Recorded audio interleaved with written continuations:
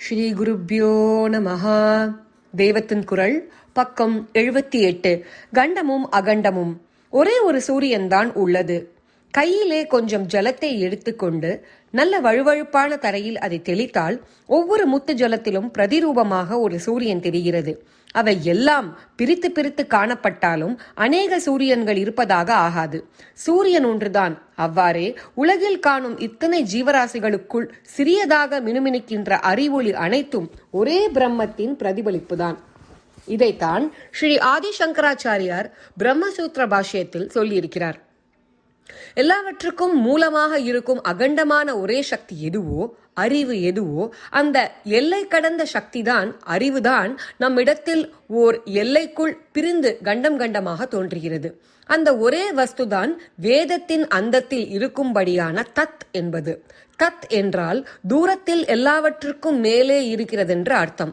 நாம் இப்போதிருக்கும் நிலையில் அது தூரத்தில் இருப்பதாக தோன்றினாலும் உண்மையில் தூரத்தில் கிட்டத்தில் எல்லாமுமாய் இருப்பது அதுதான். அது நீயேதான். தத் துவம் என்கிறது வேதம். இப்படி நான் சொல்கிற க்ஷணகாலம் நமக்கு எல்லாம் புரிந்துவிட்டது போல் இருக்கிறது. இந்த ஒரு க்ஷணத்தில் எப்படி இருக்கிறோமோ அப்படியே எப்பொழுதும் இருந்தால் துக்கமில்லை. ஆனால் அடுத்த க்ஷணமே நமக்கு இந்த சத்தியமான பார்வை போய்விடுகிறது. நாம் பலவிதமான பொய்களாலேயே கஷ்டங்களுக்கு ஆளாகிறோம். பொய்யினால் பெரும் ஆனந்தமும் விரைவில் பொய்யாகி போய்விடும். உண்மையில் எப்பொழுதும் ஆனந்தமாக இருப்பதற்கு எப்போதும் உண்மையாக இருக்கிறவனை பிடித்து கொண்டிருக்க வேண்டும். உண்மையாக இருக்கிறவன் சுவாமி ஒருத்தன்தான். ஆசாமிகளாகிய நாம் அந்த சாமியைத்தான் பற்றி கொள்ள வேண்டும்.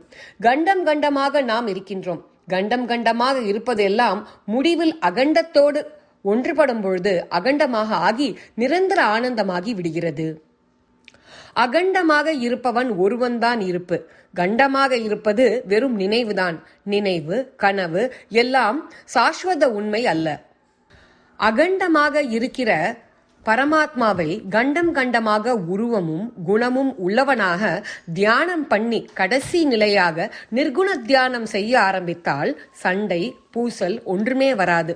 துக்கம் பயம் எதுவுமே இராது. பரம சாந்தி தான் இருக்கும். இதுதான் ஸ்ரீ சங்கர பகவத் பாதார்கள் உபனிஷத மரத்திலிருந்து நமக்கு பறித்து கொடுத்த பழம். இந்த பழுத்த நிலையை அடைவதற்கு முன் மொட்டாக, பூவாக, பிஞ்சாக, காயாக இருந்துதான் முதிர வேண்டும்.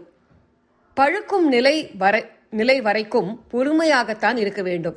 காயாக இருக்கும் பொழுதே பழமாவதற்கு அவசரம் காட்டி வெம்பி விழுந்து விட்டால் பயன் இல்லை. வெம்பி விழுந்திடுமோ என்று ராமலிங்கர் சொல்கிறார். நமக்கும் அந்த கவலை இருக்க வேண்டும். கனிந்த பழம் ஆகும் வரையில் பூஜை, ஜபம், தபம் எல்லாம் இருக்க வேண்டும். வேதத்தின் அந்தத்தில் இருக்கும்படியான தத்துவம் என்கிற உண்மை நிலைக்கு நாம் வரும் வரையில் அவை வேண்டும். அப்போதுதான் வெம்பாது பழுக்கும். கடைசியில் அந்த தத்துவம் மூலம் எங்கே இருக்கிறது? தன்னிடத்திலேதான் இருக்கிறது.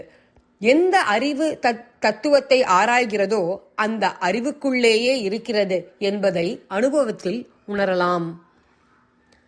ஸ்ரீ குருப்யோ நமஹா.